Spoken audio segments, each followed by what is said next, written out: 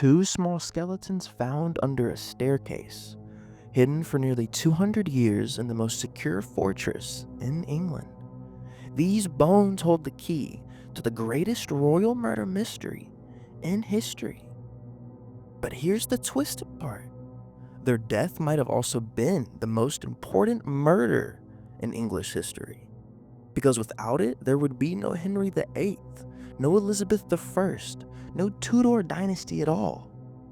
This is the story of how two little boys, aged just 12 and 9, vanished into the darkness of the Tower of London, and how their disappearance changed the course of a kingdom forever. Picture this. It's 1674. Workmen are renovating the Tower of London, tearing down an old staircase. Their shovels hit something hard, a wooden chest, and inside, two small skeletons still tangled together as if they'd been thrown in hastily.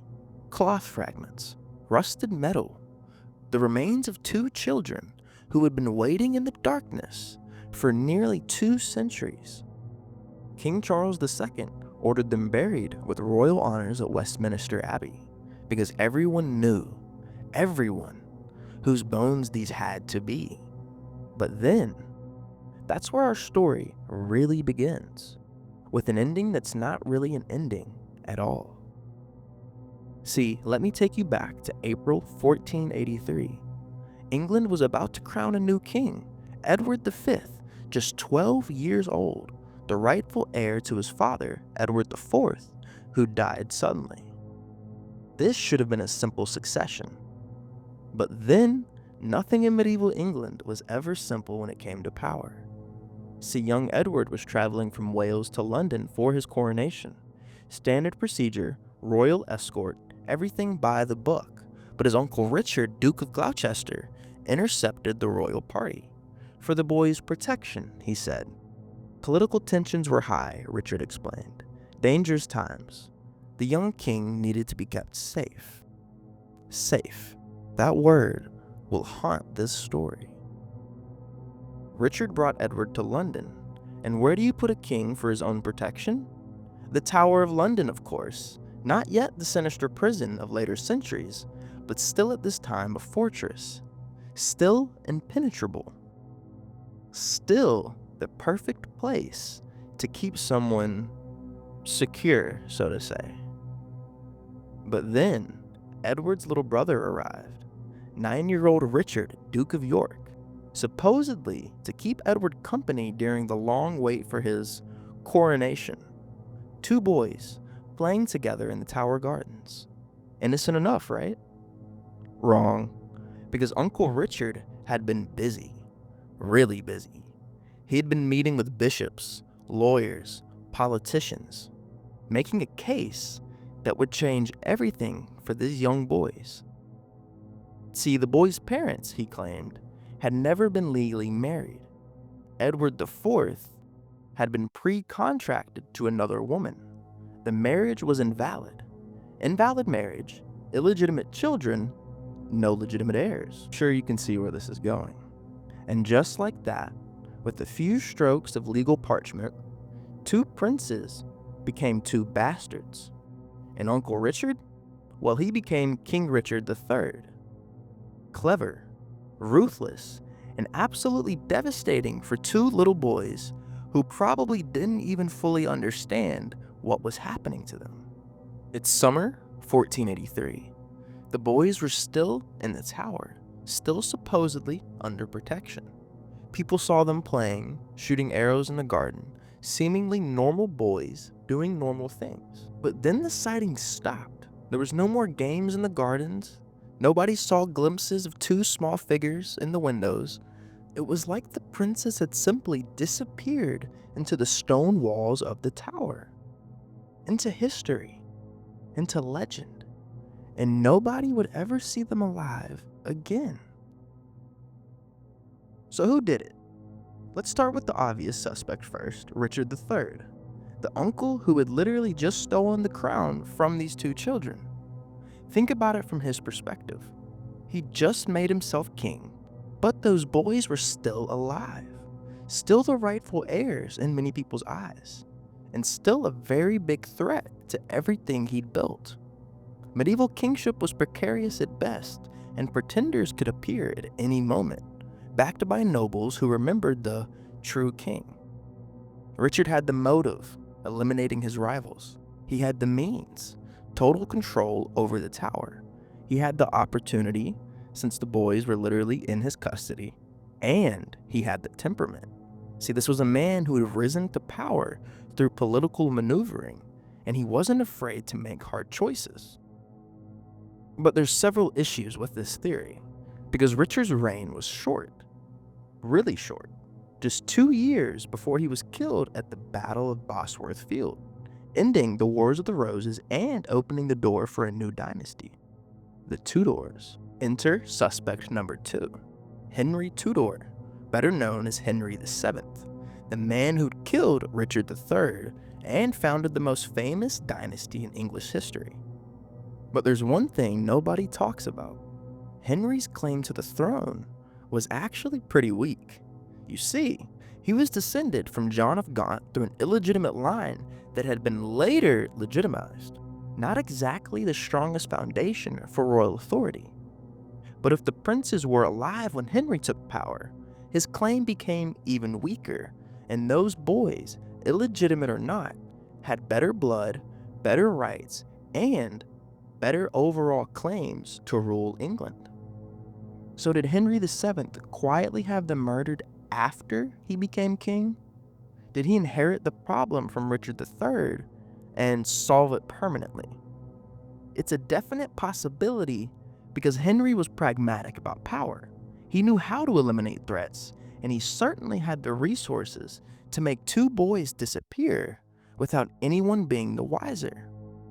And the timing works too. The boys vanished sometime in late 1483 or early 1484, and Richard III died in August 1485. Plenty of opportunity for the new king to clean up loose ends. But wait, there's one more suspect. Henry Stafford, Duke of Buckingham. Richard III's right-hand man, his closest ally, and his most trusted advisor. Until he wasn't. See, Buckingham had helped Richard seize the throne, but then he turned against him, leading a rebellion in 1483. The same year the princes disappeared. Coincidence? Maybe Buckingham killed the boys on Richard's orders, or maybe he killed them on his own initiative, thinking it would please his king. Or maybe, and this is the really dark possibility, maybe he killed them to frame Richard III, knowing it would turn the people against their new king. See, medieval politics was like a chess game played with poisonous pieces. Every move had consequences. Every alliance could turn deadly. And sometimes the most trusted friends became your most dangerous enemies. Now let's fast forward to 1674.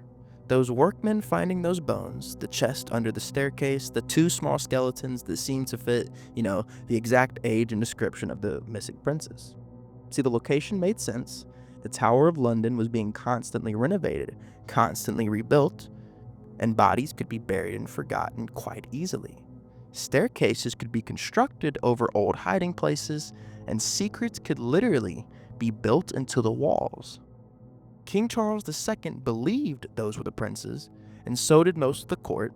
The bones were buried with royal honors in Westminster Abbey, where they remain today. But here's the modern twist. We now have the technology to solve this mystery once and for all. DNA testing, forensic analysis, scientific methods that could definitively identify these remains. So why haven't we done it? Because Westminster Abbey won't allow it.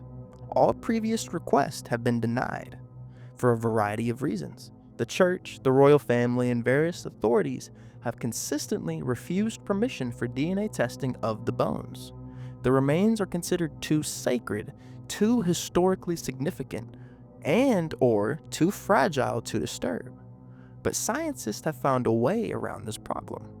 Essex historian Dr. John Ashdown Hill has discovered the mitochondrial DNA of the so-called princes in the tower, making it possible for the very first time to prove whether those bones held in Westminster Abbey are those of Edward V and his brother Richard of Shrewsbury, Duke of York. We have the technology, we have comparison DNA, and we have the bones, but we don't have permission. And recently, there's been another development. Extraordinary new evidence has been found at the National Archives, which offers a fresh clue about what happened to the princes in the tower. Entry in a 16th century registry of wills shows a treasured possession belonging to elder Prince Edward V, his chain being bequeathed by a member of Sir James Tyrrell's family, suggesting new connections to their fate. But here's the thing that really gets me about this story. It's not just about two murdered children, as tragic as that is. It's about how those deaths shaped everything that came after. See, if the princes had lived, there would have been no Henry VII, no marriage to Elizabeth of York to unite those warring houses, no Henry VIII, no break with Rome, no Elizabeth I, no golden age of English literature and exploration. The entire trajectory of English history, of world history almost, might have been completely different. All because of what happened to two little boys in a tower 500 years ago. Shakespeare wrote about Richard III as a villain, a hunchback monster who murdered children. But Shakespeare was writing for the Tudors, who needed Richard to be evil to justify their own rule. See, history is written by the winners, as we all know, and the winners in this case had every reason to paint Richard as a child killer. But what if Henry VII was the real murderer? What if the man who founded the Tudor dynasty built his throne on the bodies of two innocent children?